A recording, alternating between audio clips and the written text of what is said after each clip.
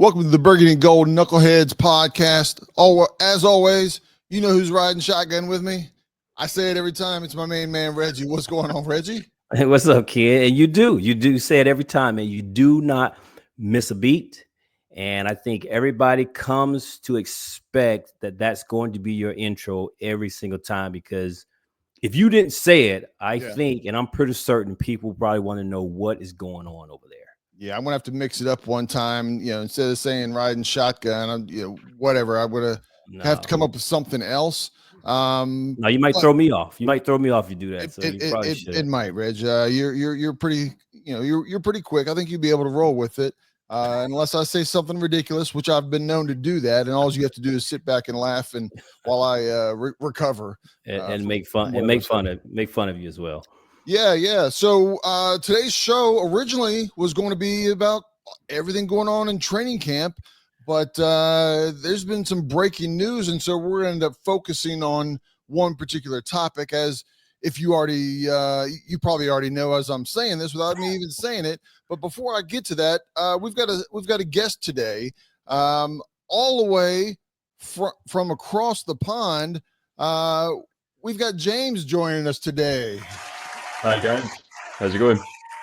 Good. James, welcome to the show, man. And as Ken alluded to, James is all the way across the pond over in the UK. I don't know much about the UK, so I'm not gonna make a fool out of myself. But James, I'm gonna ask you just real quick, man, for the listeners, just introduce yourself. Nothing too personal, because this is social media. But introduce yourself and let everybody know a little bit about you, because what's important for people to understand is James in the UK, and of all the teams in the NFL he could be a fan of, he's a Commanders fan. So we have to know how you got to be a Commanders fan as well, James.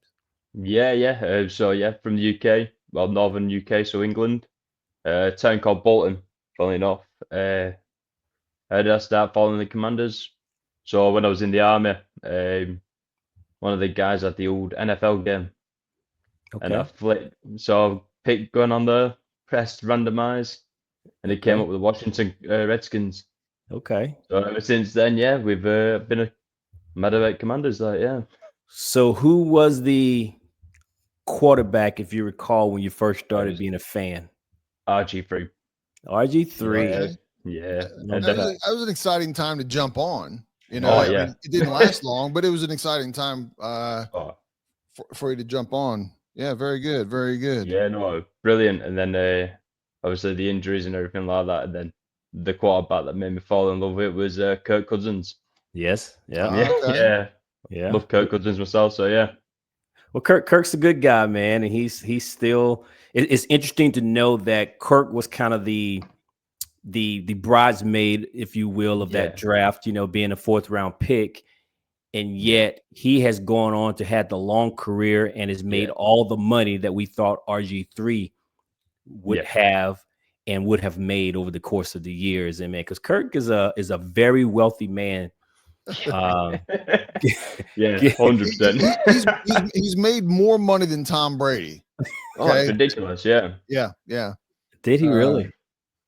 Yeah, absolutely. He has made more money in the NFL than Tom Brady has. And that's just NFL contract, because we know Tom's got a lot of endorsements and all those things, but just pure NFL money, he has made more. Wow, that's interesting. I did not know that, man. But good. So you have been around long enough to see a little bit of the good and a whole lot of the bad, James. Yeah. A lot of the bad recent times until now. So yeah. Well, man, well, that's awesome that you stuck through this, man. Because again, of all the teams, that you could have picked, you picked our beloved Redskins football team / Commanders, and we appreciate you, man. That's for sure. Oh, anytime. Yeah. Well, as I alluded to, James. We're going to get James's input on this, but the breaking news today or this afternoon, early evening, is that Adam Schefter, you can believe it or not, Schefter, I'm sorry. And James, I don't know, how often you listen to this podcast, but the regular listeners will know I will butcher somebody's name in a heartbeat. So Reggie's quick to correct me. I got your back. Yeah, but I'll still probably mess it up. But Adam reported that Terry McLaurin, I want to mess that name up, has Come on, asked man. for a trade from the Washington Commanders. I'll go to you, James, first. What was your first reaction when you saw that? Yeah, well, when I woke up about an hour ago, funnily enough, a message came up on my phone. I was quite shocked, actually. I don't know if it's just a negotiation tactic or what, but just to see McLaurin actually handing the transfer request is quite shocking, actually. Yeah. Reg? Yeah, I saw it and immediately my reaction was wow. And I tweeted about it a little bit, and it's like I commented that the goalpost seems to be moved. First, it was he's holding out of OTAs.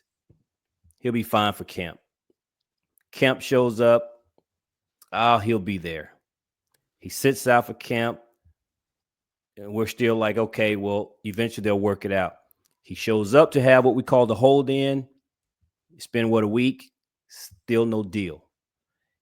And now, and all along the way, it's been he'll sign. Don't worry, he'll sign. We'll get him. This Terry's not going anywhere. Now, this is the last card you can play, which is trade me. And there are people who still think the deal will get done. And I'm not saying that it won't get done. But this is the ultimate chess piece that you play as a player, which is the trade me piece. And no one, I don't think any fan would have thought that we or the negotiation would get to the point where Terry would be requesting a trade. And although this deal may still get done, I find it interesting that it had to come to this point. Whether this is he truly wants to be traded or this is just a negotiation ploy, I don't think anybody back in March thought that we would be where we are today with Terry McLaurin asking for a trade from the Washington Commanders. And that, I think, is shocking, and we should not ignore it and just play it off as it's just a tactic. Yeah, I don't. First of all, I don't think that Terry's going until I see something that comes across that says a trade is done. Right. Okay. Do I believe he asked for it? Maybe. My only concern is I think Adam Peters has enough experience to not get rattled, to not get offended, to not get a knee-jerk reaction like, oh, well, let's just trade him, right? He's going to be like, okay, he's playing a little bit of the game in front of the public, right? Because what is everybody's in a panic. All your fans are in a panic right now, right? I think he's going, we're just going to go through the motions here, get what we need to get done on this contract. And at the same time, we were all thinking, I think as fans, that he would be in the 30, 31, maybe 32. And we hear that he's asking north of $33 million a year.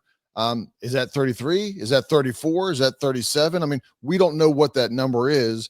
And they got to project this down the road, and you might say, "Oh, $1 million or $2 million isn't a big deal from a budget perspective, salary cap perspective, but it is. You do this times even just 5 players, and you're talking $10-15 million a year that you could have for another player.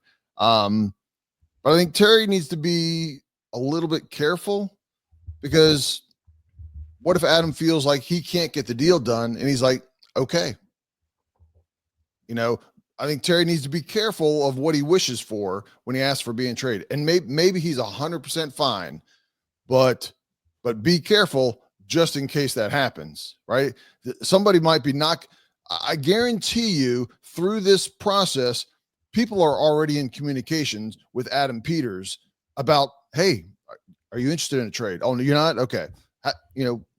There's 4, 5, 7 teams, I guarantee you, that have called to see what the cost is to get Terry, and somebody might sweeten it enough to go, Okay, I'm not dealing. I'm cutting this off and moving forward as quickly as I can instead of dragging this on. I know y'all's thoughts on that. Go ahead, James. Yeah. So I think they said, I think 33 million for a 30-year-old wide receiver. You can see it now.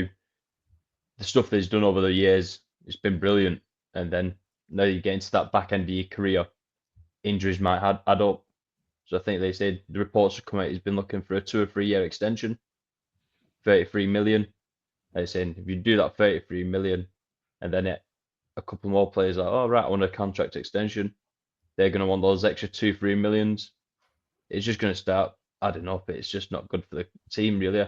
And to be honest, I really do trust Adam Peters for what he's done over the past couple of years, creating this team now. I think I trust him to how to negotiate. And if he goes, right, we need to trade.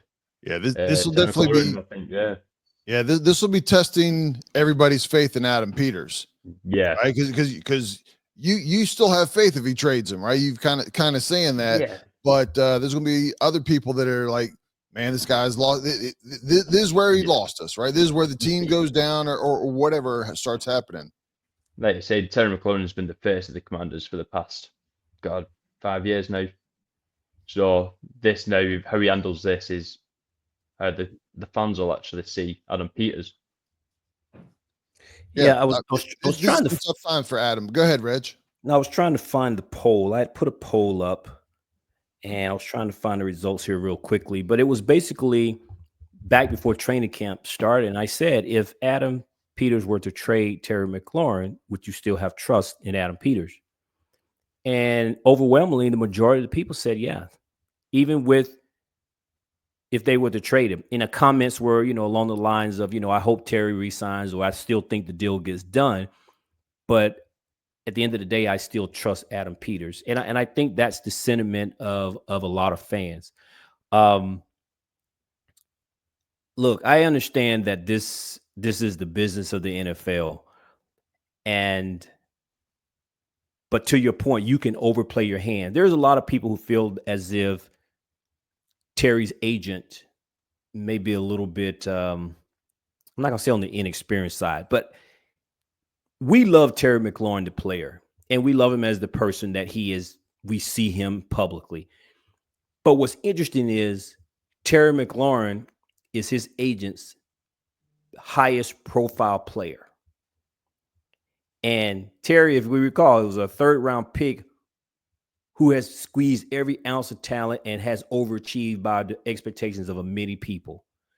And for Terry McLaurin to be your largest and most highest profile client, this guy's not handled deals this large.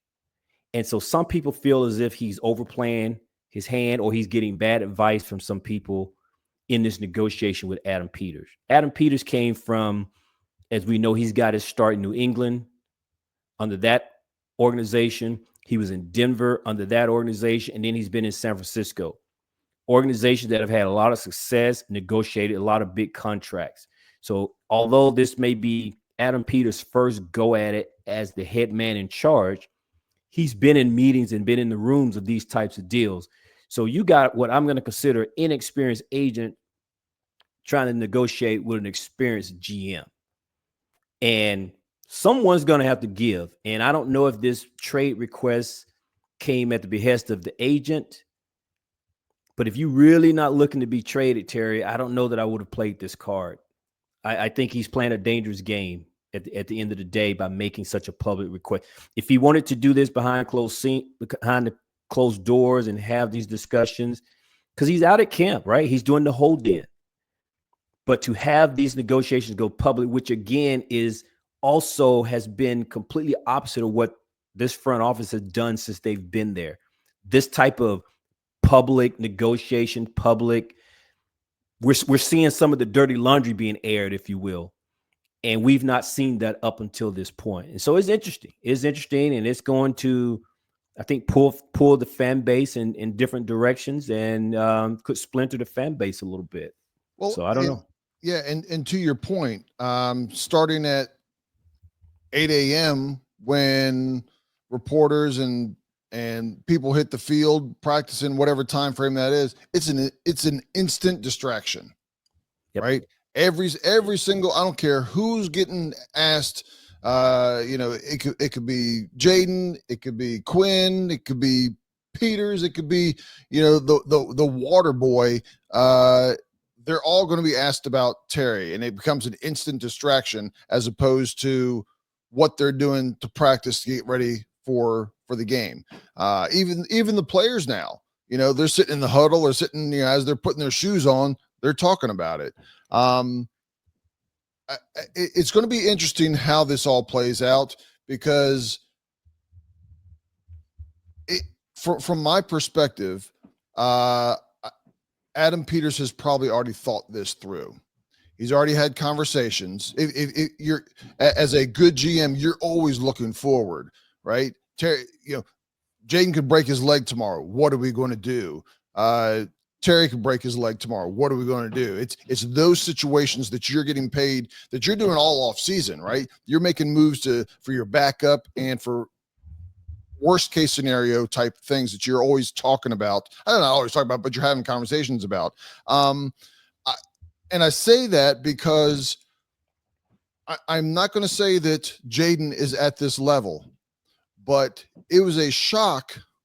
I guess it's been 4 years ago, when Kansas City Chiefs with Patrick Mahomes, all of a sudden they were kind of where Washington was, maybe a little bit better. And who they go trade? Tyreek Hill. He asked for it. And how, at the time, was he number 1 or number 2 receiver in the NFL as far as big plays? And they looked and said, we can still be successful with Tyreek Hill gone and taking the picks. Again, I'm not saying that Terry is at that level, but I think we saw last year with the cast that they had, obviously Terry's still Terry, but the other players they still had, hey, Jaden's making these other receivers better. Just like Patrick Mahomes. And again, he doesn't have the record that Patrick Mahomes has, but when Tyreek Hill left, he had only played with Patrick Mahomes 2 years, and he was gone. Okay, that's fair. So I'm not saying that that's what they're doing, but there's an evaluation process of where the value is and where the dollar is. And again, if you have Heineke back there, he needs help, right?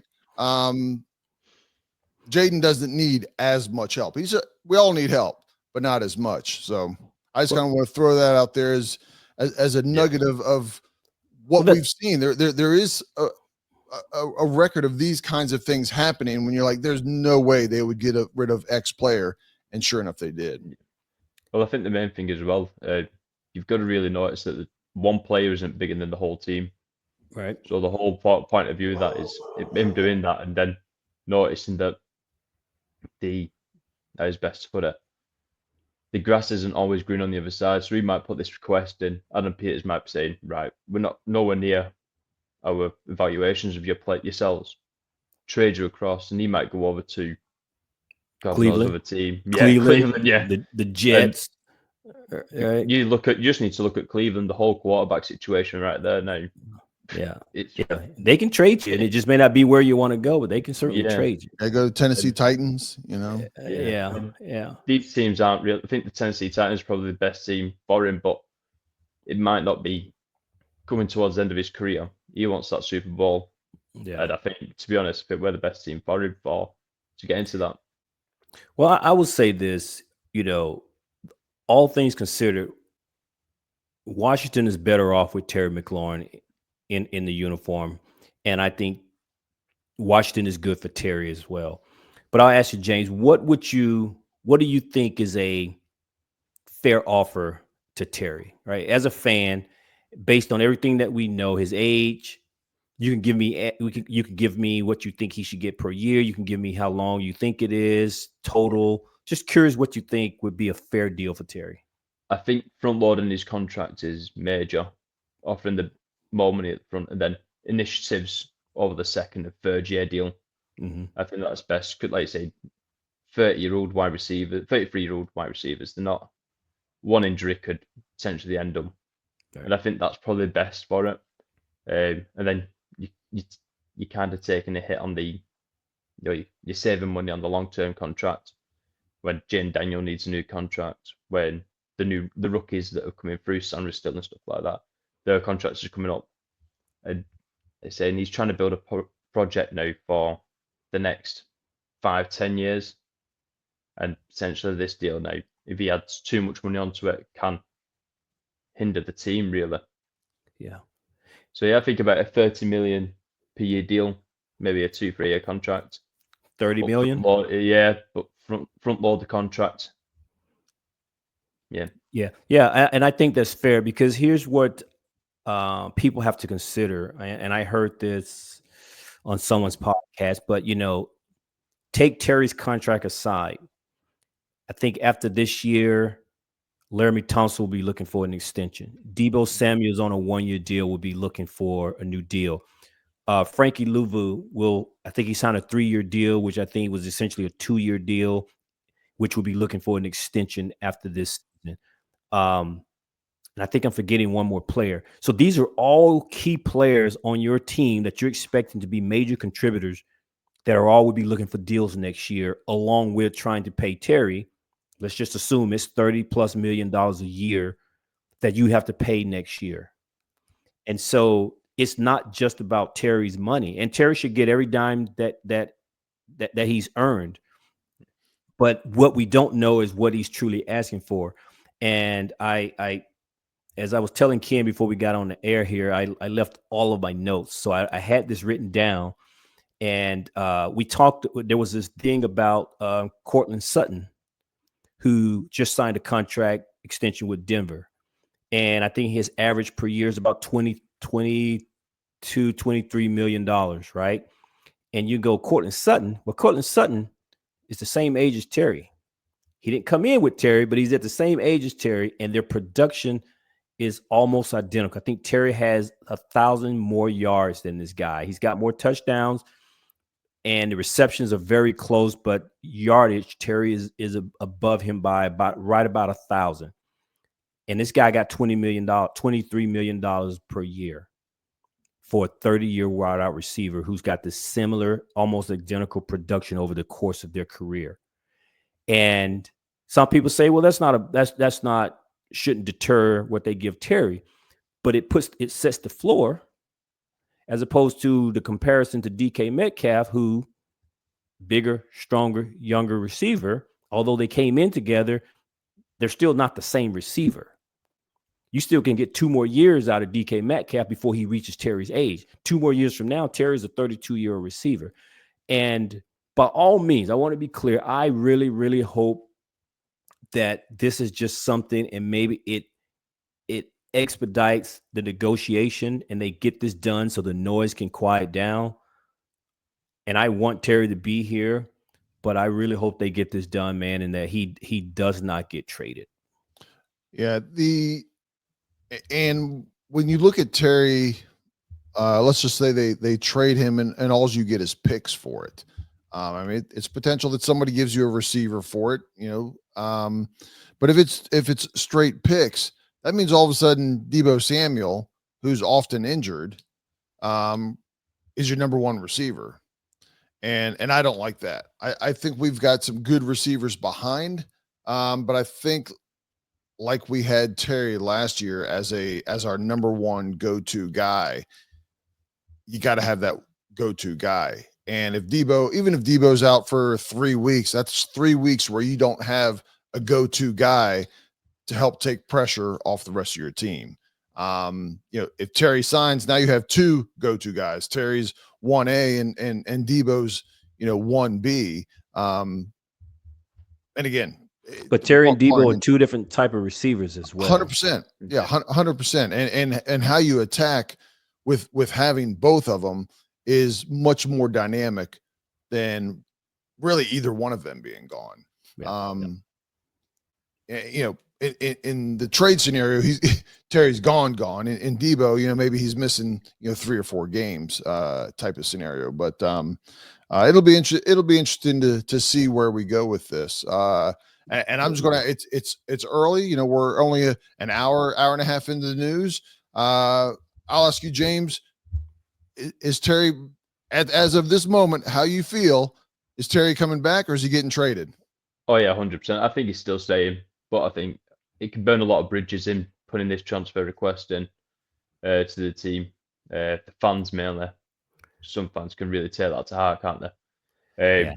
I think with him, I want him to stay for the next 2-3 years, train up like the likes of Luke McCaffrey and the players around him. He's brilliant for that. Morale is a leader in the team, in the dressing room. So yeah, I think he needs to stay at the team, really, the club. Yeah, Yeah, Reggie. yeah, I agree. I'll just say this. Just want to make one point to what you said, Ken, about having Terry and Debo on the team. Camp reports coming out of training camp has been the defense has been getting the better of our offense. And one of the things that they said they've noticed is that none of the receivers are getting separation. Debo is a special talent, but that's not his expertise. He has the ability to get open and be schemed open. Terry can just get open. And with Terry not being at camp, receivers aren't, quote unquote, getting open and getting the separation. That being said, to wrap this up about Terry, I don't feel good about it, to be quite honest. I think there's something to this, and we got a real front office here.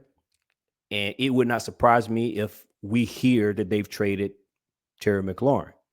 Ultimately, my saving grace, I want Terry to remain a Commander. My saving grace is the NFL is littered with star players who requested trades. Lamar Jackson requested a trade. He re-signed. Myles Garrett requested a trade from Cleveland. He re-signed. TJ Watt wanted out of Pittsburgh. Re-signed. So there's a history of players who have asked to be traded from their team. Even Brandon Ayuk, right? Last season, asked for trade, re-sign. So I'm hoping that the presidents that we've seen here has been star player asked for trade. Front office brings him in, passes him on the back, gives him a bunch of money. Everybody shakes hands and we go back to business. I hope that's what's going to happen here. My gut feeling is I don't feel good about it. I'm nervous and I'm worried that this could actually take place. Will it take place? I don't know, but I'm not as confident that it won't take place as James and probably you can. Yeah. I think we have today is at the time of this recording is July 31st. August 1st, where James is at this point. But we have our first scrimmage game August 8th. That is what, 8 days away. He needs to be signed or traded by then. Make the decision and not be a distraction for an extended amount of time. Let's get him in, bring the agent in tomorrow, sit down for 48 hours, not leaving. And at the end of 48 hours, you decide, okay, you let the agent know this is our final offer, take it, or we'll start working on a trade. Once we start working on a trade, we're moving forward. I mean, that's a little bit more hardball than really what they should be doing in reality, but you need to be ready to move forward in the season. You can't take this to a week before. I don't think that's good for the team.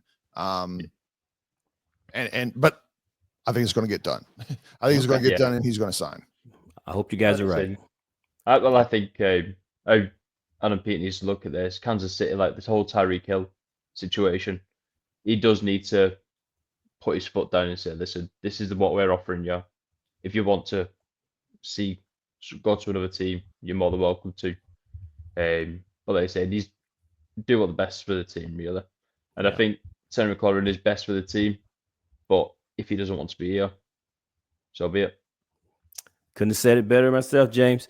But speaking of wide receivers, the other news that came out, I guess, earlier this week was the announcement / surprise of the Cowboy Killer, number 89, Santana Moss will be honored week 1, the home opener against the New York Giants, where he will be inducted into the Ring of Fame.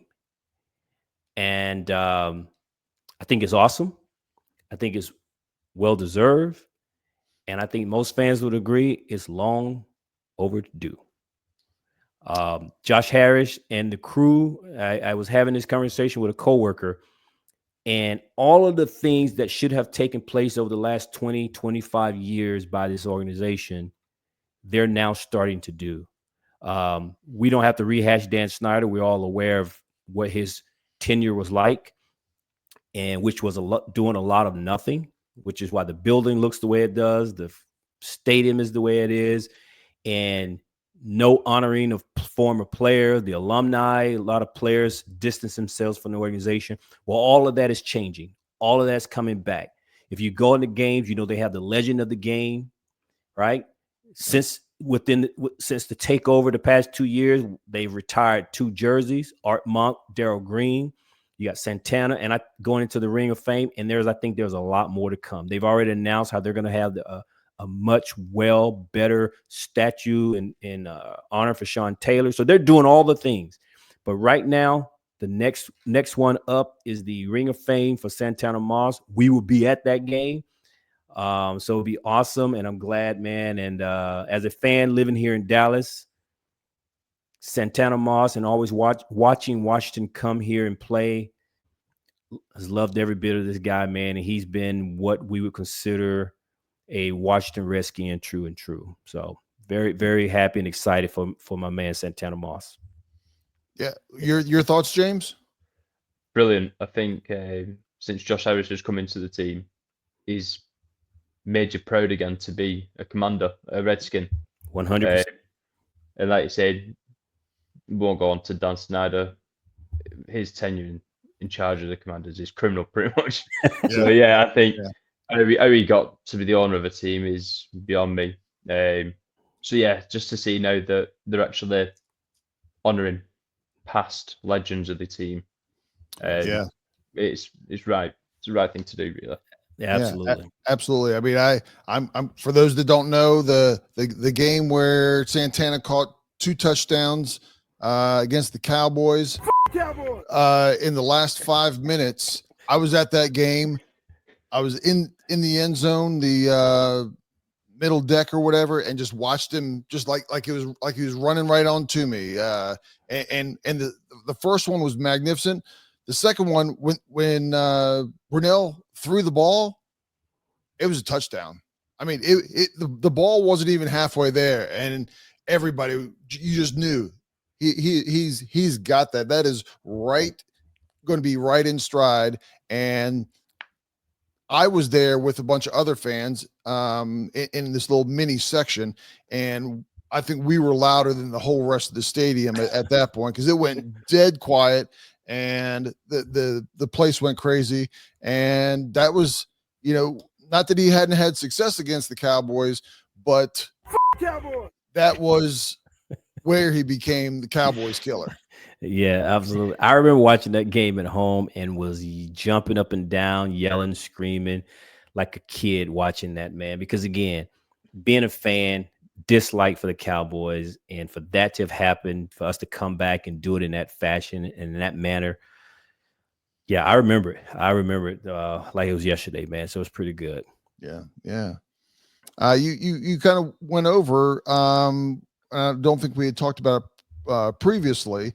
Art Monk is getting his number retired. Art Monk has basically disappeared. We touched base about Dan Snyder, but nobody ever saw Art Monk anywhere. He wasn't being interviewed. He never showed up at different events and things where you would see Ricky Sanders once in a while. You would see Gary Clark, some of the older players from back in the Super Bowl era. You never saw Art Monk, and this team has this ownership appears to be, to your point that you mentioned earlier, doing everything right, getting things right with old former players and pulling them in and saying, we understand there was a riff, but family's family. We're going to bring you in and take care of things the right way, whether it's Santana Moss or Art Monk. So, and when they retire his number, Reggie and I'll be at that game as well. So just so happen. Just so happens. Just so happens. Just so happen we're gonna be at the game too. I don't know how that happened, man. Yeah. But we'll be there. We'll be there. Yeah. But, if McLaurin's listening to this, the team's doing the right thing now. Could be retiring his number. So, get the contract signed. Yeah, absolutely, man. I can't wait. I hope all this works out, man. And of course, we know if they get this contract signed with Terry McLaurin, he continues to be productive as he has been up to this point, then no doubt about it that he'll go down as one of the greats, and his number and name will ultimately be in the Ring of Fame and all of that good stuff. I have no doubt that would happen. Just not only just because of his production, but because he's beloved by the fan base. And at the end of the day, I hope this ends up turn out to be a happy deal for everybody. It's a win-win for everybody. And we look back and laugh and talk about, man, remember when we got nervous and thought we was going to trade Terry McLaurin, right? So hopefully that's where this thing ends up. And we're having another podcast and talking about the deal is done. So, yeah, just real quick, I don't want the podcast to go too long here. Talk about training camp, a couple things that we're seeing. The name, it seems like every couple days that comes out, I don't care if it's from the local beat reporters or even national reporters. The name that keeps coming up in this training camp is Trey Amos. Is there any way that he isn't one of the starting cornerbacks opening day? Whether we're running two cornerbacks or we're in a nickel with three, which in the NFL, that's almost standard these days with as much passing that's going on. Your thoughts on everything with Trey Amos so far, James? Yeah, loving it. I think he's coming to camp, he's took it straight into his stride as well. You've got the players around you, he's learning from the best, really. Like I say, cornerback hasn't been our strongest position the past couple of years, as we all know. So now to know that we've got three, like Marshawn Lattimore, Trey Amos, Senra still as well, I think it's nice to know that we're in safe hands there, really. Man, it has been, and to your point, I think not having strong cornerbacks has had a effect on our defensive front. Now, granted, our defensive linemen has had their issues, but certainly when you can't get the pressure on the quarterback and he's able to complete the reception or the pass either way because the corners aren't covering, it's a lose-lose situation for the defense. And so I think now with the corners that we have, to the three you just mentioned, James, be able to hold and be able to protect just a little bit more. And hopefully now the defensive front can get there and get the pressure, the sack or the throwaway by the quarterback, move to the next down or get them off the field. So I'm excited about it, man. I just think everybody stays healthy. I think the depth is there. And for Trey Amos to be everything that they have thought he would be coming out of college, and it's showing up on the practice field, we can't help but be excited about the potential of what this guy is going to bring to the defense this season.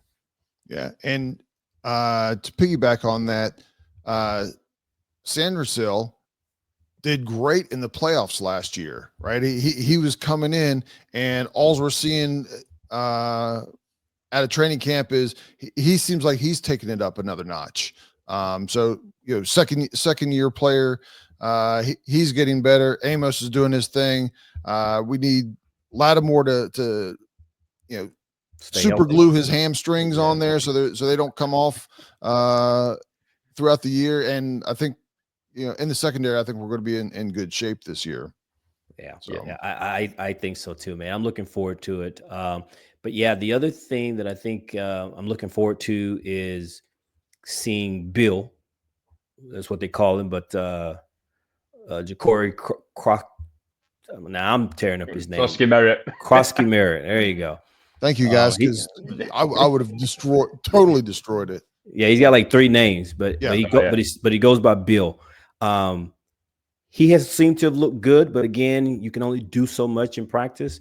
And so I can't wait to see how he actually performs when the pads are truly on real competition during the preseason. So I'm really looking forward to that next week. But as of right now, they say he looked every bit the part. He looks every bit the part. So I'm excited because we do need a little bit of a dynamic running back, especially knowing that my prediction is that Brian Robinson will not be a Commander next year. So I'm hoping that Krosky Merritt can be the next guy to step up and take those snaps. So it's nice to see the young players stepping up now, actually. Yeah. Taking the reins a little bit more. Like Krosky Merritt now, I've got him down potentially as a running back one for ourselves. Like I say, coming out of training camp, the words coming out is fantastic, really. So yeah, it'd be nice to actually see a young team now actually stepping up to the plate. Yeah, absolutely. Because I think within a matter of weeks, I think halfway through the season, I think he's RB1 at that point. But before we wrap up, James, we talked about it off air here a little bit. You being a fan, being excited about the players and everyone that we have. You're going to be one of the lucky people that actually get to watch the team when they make that trip to Madrid against the Miami Dolphins, man. And I'd be lying if I say I wasn't jealous. Yeah. Man, but it's going to be fun. I can only imagine. You guys are going to have a good time, but man, you're one of the lucky few, brother, that can get over there and get and actually watch our team live, man. Times have changed for us, Oh, yeah. It's cheaper for me to fly to Madrid than it is to Washington, so yeah. How long of a flight is that? Like an hour and a half, 2 hours? Yeah, about an hour and a half, 2 hours. Yeah, that's like you and I going down to Houston, Reggie. Yeah. I mean, that's nothing. That's nothing. Right. It's only like an hour away from me to fly to London, so yeah. Wow. So it's cheaper to go to Madrid than it is to come to DC. That's crazy. Well, I mean, you gotta look at the size, right? Oh yeah. Oh god, yeah.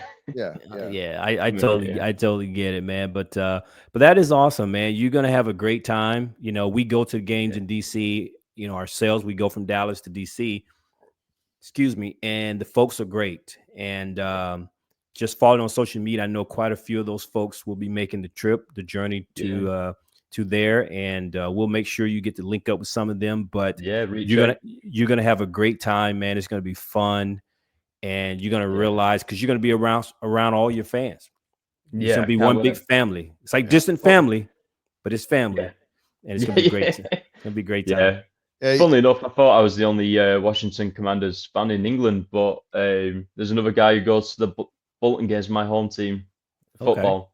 Nice. Who's actually a Commanders fan as well. So nice. Yeah, I was walking down the turnstiles and I saw little Commanders bobbing up and down. I'm thinking, what the hell? Thought I was the only one. Well, very good, very good. That is awesome, man. Yeah, if you wear your gear a little more often, you'll be surprised who pops up and sees you. Oh yeah.